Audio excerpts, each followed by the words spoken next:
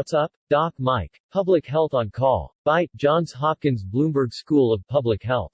Today's topic for December 10, 2020. Economist Dr. Emily Oster on COVID-19 in schools. Thank you, Johns Hopkins Bloomberg School of Public Health.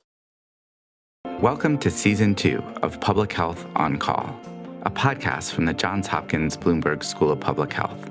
I'm Joshua Sharfstein, Vice Dean for Public Health Practice and Community Engagement, and a former secretary of Maryland's Health Department. Our goal is to bring scientific evidence and experience to the public health news of the day through informative interviews with scientists, community leaders, policy experts, public health officials, clinicians, and more. If you have ideas or questions for us to cover, please email us at publichealthquestion@jhu.edu. That's publichealthquestion@jhu.edu for future podcast episodes. Today, Stephanie Desmond catches up again with Dr. Emily Oster, a Brown University economist who has been studying COVID and schools. They talk about the latest data informing decisions on opening or closing schools. Let's listen. Emily Oster, thank you so much for joining me. Thank you for having me. We're glad to have you back. We're talking today about schools and why in many places they're not open. I guess I want to start with the big question, which is, are schools super spreader events? I think the answer to that is no. Certainly, if you ask the question, do schools seem like they will be drivers of community spread? Does it seem like when we open schools, they are places with large outbreaks? I think the answer is no. And I think we now have probably enough months of data to have a good sense of that particularly in younger kids' schools, particularly in elementary schools, maybe middle schools, we're just not seeing big outbreak events. I mean, we're really not seeing any of them, like very, very, very limited. It's hard to even find an example in those cases. In high schools, we're seeing quite low rates. We're not seeing a lot of evidence of a lot of spread in schools. High schools do seem to be slightly more likely to be sort of places where you see, the volleyball team has COVID, sort of things like that. But it's, they have not proven to be the kind of large scale drivers of the pandemic that I think people were at one point really worried about. Mm-hmm. So here, I live right outside Baltimore, and my son, who's a high school junior, can't go to school, but I could go to a bar until 10 o'clock at night. So that is something that has really been bothering me. And I wanted to talk to you sort of about why we are, from your research and what you've been looking into, why is this happening? So I think to answer that, it's probably useful to sort of think back to kind of what we thought at the beginning of the pandemic, to like, how do we get to this point? And if you think in general about respiratory illnesses, child-oriented illnesses, if you think about, what happens when you send your kid to school for the first time or to preschool for the first time, they tend to get sick, right? And when your kid has when there's a cold going around the preschool room, everybody gets a cold, or when your kid comes, so you say your kid comes home and they said, Sophia threw up on the rug, you got to cancel the next 3 days because your kid, then this next kid, then you and your spouse, everybody's doing it, right? Yeah. And so I think when this sort of started, that was very much in our mind about okay, this is a respiratory virus. Kids are going to be high risk. Kids are going to get this. Kids are going to be a source of spread. And even when it became pretty clear early on that kids were not themselves getting very sick, there was still this sort of kids are these germ vectors. They're going to spread it everywhere. They're going to be germ spreader people. And I think that has been very difficult to train ourselves out of. It has just turned out that COVID is not like those things. I don't think we have a great understanding of why, but it is just not. COVID has proved to be much less of a risk in kids, and it does not seem like kids are spreading it to the extent that they seem to spread everything else. And so, but I think it's just been really hard for people to back out of that mentality. So I think that mentality kind of got in a little bit, and it made people sort of think of, school, maybe we all agree schools are really high value, but we also kind of have this instinct that they're going to be high risk. And then over time, as data came out of Europe, as we started to get some information from childcare centers in the summer, from how some camps had gone, even then from how some early schooling had gone, opening in August and in September, it became increasingly clear that in the data that sort of schools were not this like high risk group, but still we were of course, there's some other kinds of resistance, but I think it's just been very hard to train out of the idea that they are not high risk. And while we were doing that, we opened all these other things, and we sort of thought of all these other things as like, okay, those are something we can control. And somehow that left us in a situation where we did not prioritize schools. We sort of have been thinking of them as these like kind of the secondary last thing that we need to do, which is, in my view, is not really appropriate. Mm-hmm. And I knew going in, that kids are going to suffer from having to be on virtual learning. And now sort of the reports are sort of catching up to us. I mean, I keep reading about how in many states where there's no school, the kids are failing at higher rates. They're not showing up. To me, the fact that we decided kids sort of were expendable in some way, or at least had to be so protected and cloistered in their homes, now we're seeing the effects academically. Yeah, I mean, I think that I think we hadn't quite realized how large these effects would be, and there was sort of some discussion of them in the spring. That there were big learning losses. We saw drop-offs in learning and so on. But of course, the spring was a total like chaotic nightmare, and so I think there was a feeling among some people over the summer that like, look, if we do remote learning right, it can be good. It can be kind of almost as good, 80% as good as in-person learning. And the spring, that wasn't very good, but we're going to have better systems in the fall. And I think that what has happened over the course of the fall is we've realized that that's not true. And I think it's sort of not true in kind of two different ways. One is just for people for families with more limited resources, this has proven to be completely disastrous. Like, kids are not logging on. They're just like, they don't have good internet access. Nobody is there to supervise them. There's just like tons of really bad stuff going on. But even for people with more resources, I think it has just turned out that actually, like, your 9-year-old shouldn't really be on Zoom for 9 hours a day. It's actually really hard to have, in person, to replicate what you're getting out of in-person school, either on the learning side or maybe even as or more important for younger kids on the socio-emotional side.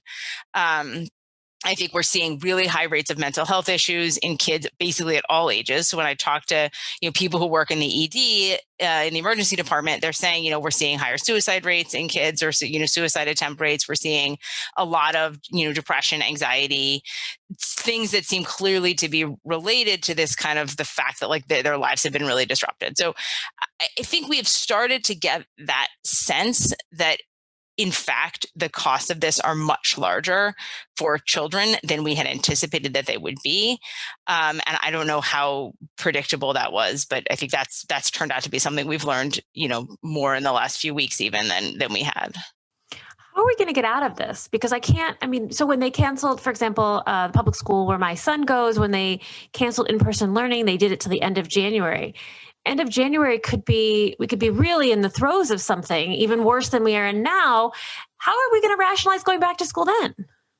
So I think there's sort of a couple of things. So I think one is that places have very slowly started to turn the corner into kind of trying to think about spread in schools as the problem, as opposed to community rates. So we were sort of framing a lot of the kind of, can schools be open, as, is there a problem in the community? And I think slowly people have started realizing, well, actually, like, if schools themselves are not the source of a lot of spread, then really what we should be paying attention to is, are we seeing issues in schools? Not, are we seeing issues outside in the community? I mean, you saw this most saliently in New York, where they had sort of written this rule that, like, de Blasio had written this rule, schools close at 3% community rate. He then had to implement that. And a lot of people, actually, including the teachers union, were like, wait a minute, actually, we haven't seen a lot of COVID in schools. Like, this is sort of insane. And he has now walked back on that. He has now gone in sort of the other direction, said they're going to open all elementary schools full time for everybody who is sort of signed up. and then they're going to think about closures as a result of kind of kids, sort of what is happening inside the school. So I think, one thing is if we can move in that direction, I think it will help. But I have to be honest. I think that the thing that ultimately is going to get us out is the vaccine. And people have talked about where teachers need to fall in the vaccine list. And I think the answer is they need to fall, teachers and other school personnel probably need to fall pretty early on in that, because I think that may be the key to getting schools to reopen. And maybe that's what it's going to take. Mm-hmm. Well, I think it's interesting too, because, for example, there's a lot of pushback from teachers at schools where they haven't opened yet. So I don't know I guess you said that in New York, we've gotten around that at this point. I'm just trying to get my mind around, there's a whole group of people who are saying, we still don't feel safe. Yeah. And I think I think part of what we have seen is that it is these first openings, the opening moment is the hardest. Yeah. Right. And we saw that in a lot of, I said this in the summer. I was like, you have to open now. Like, it's like now or not now. And people were like, what are you talking about? We're going to see how it goes. We do a few weeks. But the truth is that then people got into November and then they were like, oh, well, let's open now. Well, now is a lot worse than it was in September in most places. But I think it is also the case that it's very anxiety provoking and scary. And it seems really weird. Right. So one of the things we've seen a lot of people say is well, school's not really going to be regular. All the kids will be wearing masks. There'll be plexiglass. They'll be emotionally scarred from the masking. I think what happened as schools open, particularly for little kids, they were like, no way the 5-year-olds can wear masks and be behind plexiglass. Then these schools open and it was actually like, oh, it's no problem for 5-year-olds to wear masks. They have no problem doing that.